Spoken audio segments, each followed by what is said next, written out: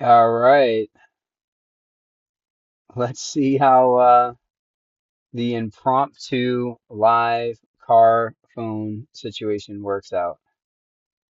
I'm waiting for some confirmations from my video person. Chelsea, you know what? Shoot me a text if this is coming across okay.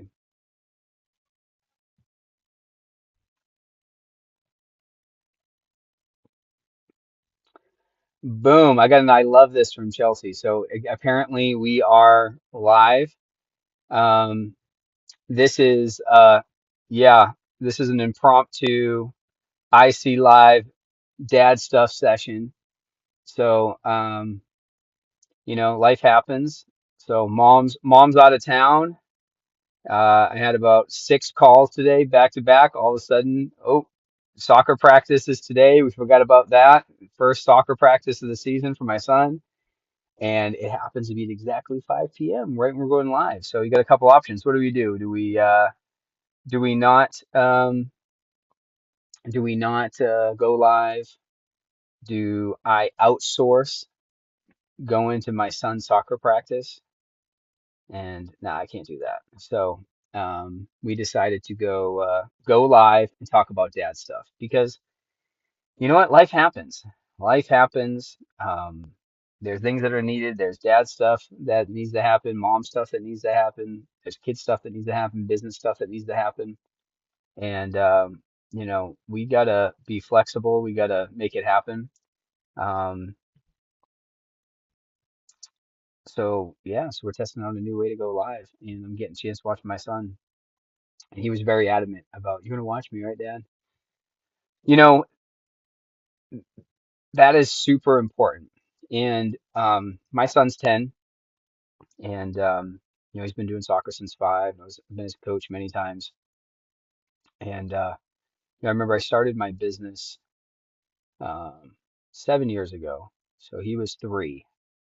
And you get to think, you get your, any of you that are moms and dads, you got that precious little, toddler running around and it's just all over you, wants your attention all the time, you're everything.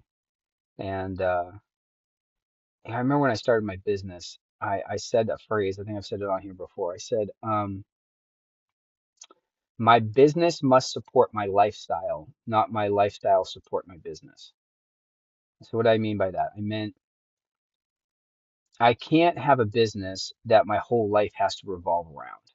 Right. So like, and there's different kinds of businesses, right? Like if you've got a retail business or like a restaurant business and you set it up in a way where like you're like the main person, like you're the main guy, the main gal, you're doing everything and like the show must go on. You can't just up and go to another state for 2 months or whatever, like without you just can't do it. You can't do it without your business running. So like there's different businesses, both in the type of business and in how the businesses are set up that that are more or less flexible to life, more or less flexible to life. Call it that way, right?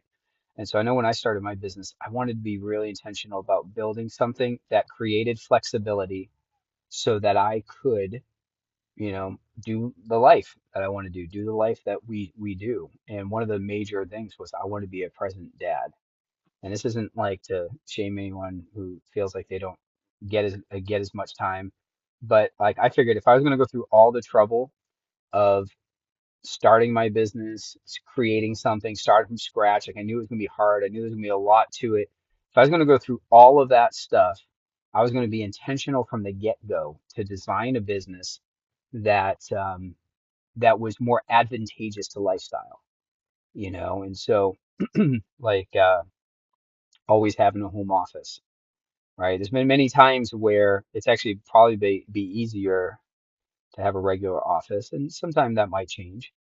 But like I wanted to be able to work from home, like and I've got some nice setups at my house, to do work. And actually right now we got 3 rooms in our house that are set up for offices. I have a production studio that we do a lot of the lives in, podcast studio. I've got 7 desks. I mean, it's a bigger house and it's got a lot of the rooms situated. It's nice. It's set up nice. But it's still home. Why? Because you know what? I can eat lunch with my family. I can, when we actually get rid of the kids and they go to school and they're not in the house, I can hang out with my wife. I can just go see her and go hang out with her. And the business is set up in a way with technology and remote aspects to it where, like, I could go anywhere and run my business. I could go leave for 3 months, go to a completely different place, and it would run. In fact, we had that happen to us when COVID hit. Um, there was a lot. Well, it's a long, dramatic story, but we got displaced for a period of time. We moved to a house that had like black mold.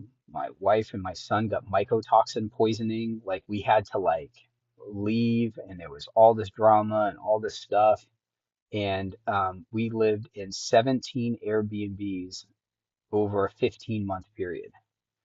And that was, I mean, hard. That was like not like vacation. You think, oh, I can go for six, I can go for 17 months and we'll go travel Europe.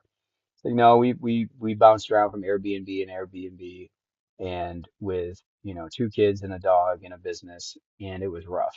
It was really rough. Um, but the way that I had situated my business, the way the employees were trained, I mean, we knew all about Zoom way before, and it was set up in a way where we could easily um, go and do that, and the functions of the business ran super smooth. In fact, in some ways, I realized how unnecessary I was in various things, which is really good to know. It's a good revelation for a business owner to have, to realize how unnecessary they are in certain areas, is that you're irreplaceable, but there's many areas that you are very replaceable. And in fact, you should replace yourself. Like you should actually actively always look for ways to replace yourself in various areas. And I found a lot of those areas. I found a lot of areas where I was the bottleneck. I was the bottleneck. I was preventing my um,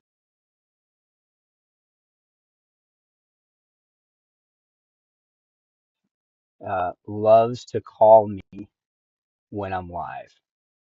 She's just got a knack for that. Now I'm in my studio, I can just have it all muted, but I'm on my phone right now. So it just shows that, she doesn't get a chance to watch all of them. She's busy. She's got a lot going on. She's traveling off with some girlfriends now, doing some stuff. So yeah, we're definitely rambling on this live. You're welcome. But going back to the whole thing, why did I tell that story? Again, like flexibility. Flexibility is a very underrated attribute of entrepreneurship. And if your business is done right, it can create flexibility. And if it's done poorly, it limits flexibility. And again, you just got to figure out like what do you want? I mean, again, like different businesses are more flexible or less flexible just inherently by the type of business they are, right? So you just got to, if you're looking to start a business, right? We have a lot of people on here that watch that are interested in entrepreneurship but haven't quite, done it. Think about that. Like, what kind of a business you want. Like I had a good buddy of mine who had a great business. He sold it recently, very successful. Did a great job. Just started it from scratch. Totally one of the top businesses in the area. Did a great job, and but his business was so stuck to his location that it really limited. And I remember him talking a lot about that, about how he had to get back for certain things, or only could be gone too long, or things like that. So, take that in consideration. Take into consideration the way you have your business, the way you develop your business, um, all of that stuff. Because again, like, you gotta think like, I know I talk about this a lot, but like, I just shared with wanting to be a present father, right? Wanting to be able to coach my kids, wanting to be able to be at their games, wanting to be able to eat meals with them, want to be able to do those things. Was like a major driving force. And when I started my business, so I had to design a business that actually helped me achieve that. Um, so you got to be intentional about that. I kind of lost my train of thought of why I was saying that. But that flexibility has to be in place in order for me to do it. So I want to be able to be that way. So that's something that's important to me. I guess that's where I was going with it. You got to think about, why did you start your business in the first place, right? We talk about serving people and solving problems. Those are core reasons I believe that fulfilling businesses get started. You got certain people you want to serve, you got certain problems you want to solve. But you know what? That doesn't just apply to your customers. Think about that, right? You've got your customer base you can think about, right? Okay, I got certain people that I'm called to, like, to serve and to just be there for them. They have certain problems, and I'm dedicated to solving those problems. And that absolutely applies on the client level. In fact, it's the basis of great marketing and great businesses and product stuff, all that stuff. It's absolutely imperative. But let me ask you, are you also there to serve your employees? Well, I think so. I think a great business is definitely a business that serves their employees. Are you there to solve your employees' problems? Absolutely. You're definitely there to solve their problems. Like, they have problems. They have income problems. They have growth problems. They have, even like when you become an entrepreneur. I mean, you have your employees. I'm going to tell you what, you're, as a business leader, you're if okay, I think if you're the right kind of business leader, you tend to be the person that people come to with their problems. And I don't mean just like with every little issue and you've got to be their life coach. But you got to think, like, if you're an entrepreneur and you're a business person and you've been learning, growing, like, you've been learning skills, you've been developing, you've been trying to expand certain thoughts and around different things. And there's probably experiences and things that you have that are valuable to your team. They're valuable to your team. And so people are going to naturally come to you if you're easy, if you're approachable, right? If you're approachable, that's one thing that I've always really wanted to be for my team, is approachable. I want to be somebody that they know they can come and talk to. I mean, you might not, and you set up systems where, now I'm not saying that's wrong. You may be the person where you just want to come up with the investment dollars and you hire a GM and they do everything, and you're not even like approachable at all. You could decide to do that. To me, I think you're lacking an opportunity to positively influence the world. And if you got somebody who's decided, like, think about it, they decided, you know what, I'm going to make an investment. I'm going to be an employee for this company. Like, that's a massive vote of confidence. That's a massive investment. People are investing to make that decision. And for you to not take that opportunity to love on people, to share ideas, to inspire, to motivate. I would say to even to grow them up to a place where they outgrow your business. Think about that. That's one of the things I've had a lot. I've take a lot of pride in, is I've had a lot of people that have worked for me, that a lot of them were started off new, and that through the investment in their skills and who they are as people, and opportunities and so on, that they were able to go and get, either like start their own business, get great jobs, get huge raises, make lots of money. That's awesome. I love that. I love that even though I lost an employee, I was able to deposit something of value, that they went and they were able to apply that, and they had benefit in their life. I think that if you have that kind of attitude where you're there to serve people and solve problems, that's a huge thing. So that's the second group. You serve people, solve problems. Now let me bring it full circle. There's another group of people that you should be serving and solving problems through entrepreneurship, and that is your family. That's your family. Like, you know, I don't know where you're at. I don't know where you came from. I don't know what your past was like. I don't know what kind of opportunities your family had. I don't know what kind of the opportunities you were raised with having. Um, but you as an aspiring entrepreneur, you in your business, you what you're doing, you actually have the opportunity to like change, like to make generational impact. Like you can make generational impact. You could like you could, a business and of course it doesn't have to be just a business. It could be mindset. It could be with faith. It could be like whoever you are, wherever you're at, whoever you are, wherever you're at, whatever you're called to, you have the opportunity based on you paying the price, the sacrifices, and putting it in. You have the opportunity to make generational impact. Where like things that have like seemed to be in your generational line forever can be completely broken and never affect your children and their children ever again. Likewise, you could put things into your generation, right? Like you can break generational curses, but you can deposit generational blessings that'll be in your generations for years, generations and generations to come. And so it all starts with a man, with a woman who decides, makes the decision that they are going to do what others won't do. Like they're going to go to the next level. They're going to make extra impact. They're going to take bigger risks and they're going to do things that no one ever did before to change the situation. And I think from an entrepreneur standpoint, that's one of the major beautiful opportunities that you have. You get to do things differently in a way to give your family, and sure, you can say, yeah, finances, that's one aspect, but money alone doesn't mean anything. Money, what does it translate to? Opportunities, education, experiences.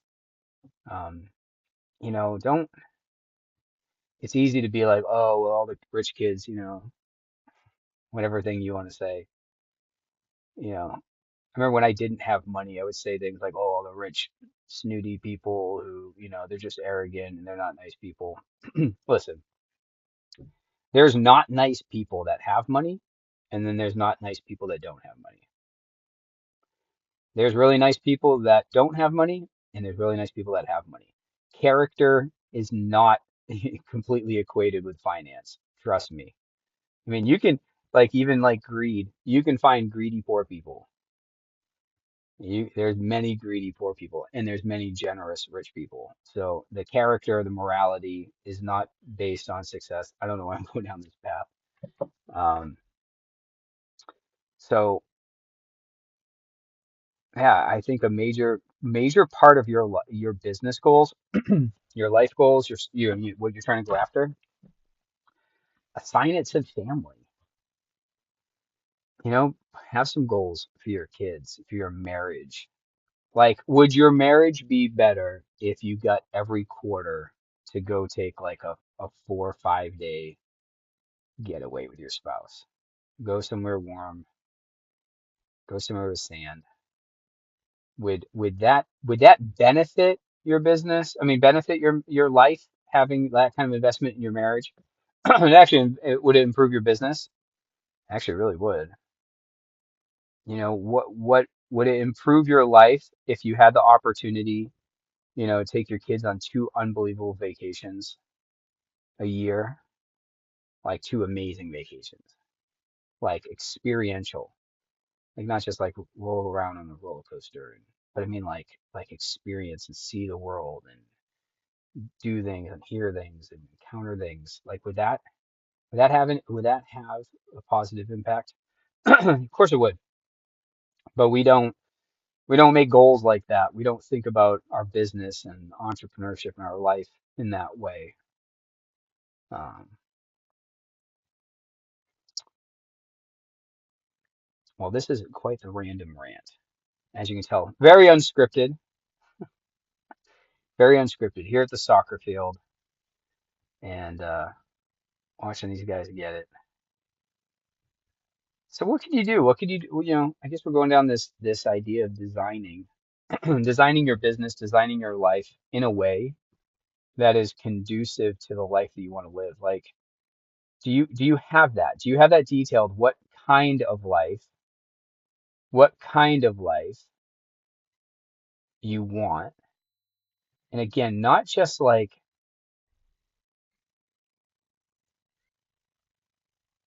what would be a dream? I feel like we've lost the dream.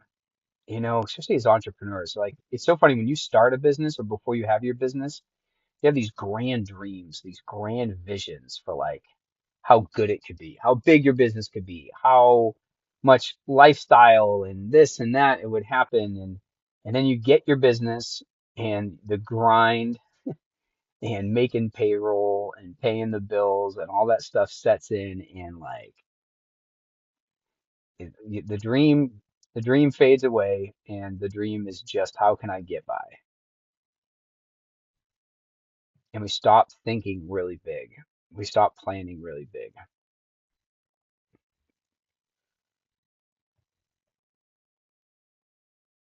Man, let's get that dream fired up again. Let's get that desire going back again. Let's get it.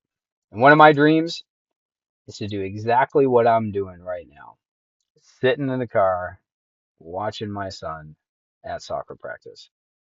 um, that is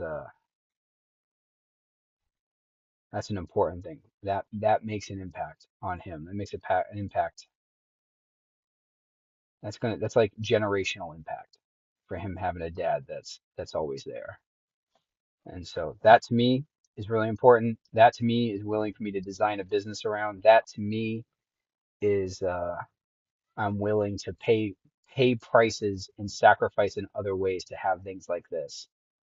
And if it's not soccer practice, it's something else or whatever. But be a present father. Be at all my daughter's events. Be be there when she needs me. Be able to. My daughter works for me now. Be able to have a business where I can employ her and like get to disciple her and train her up and teach her things. And another like those are all huge things. So so I did it. I went live. I did. I said I'm going to do 75 lives. I'm doing 75 lives. I'm here. We're doing it. It's Monday, February 19th, and hope you got some nuggets out of this. Dream again. What do you want it to look like? How could you design? How do you want your life designed? How could you build your business around that way? What's important? What are the little things that are important? And be intentional about creating that life, creating that. So I appreciate you all. Thank you so much for hopping in and putting up with a little impromptu phone camera in the car talk.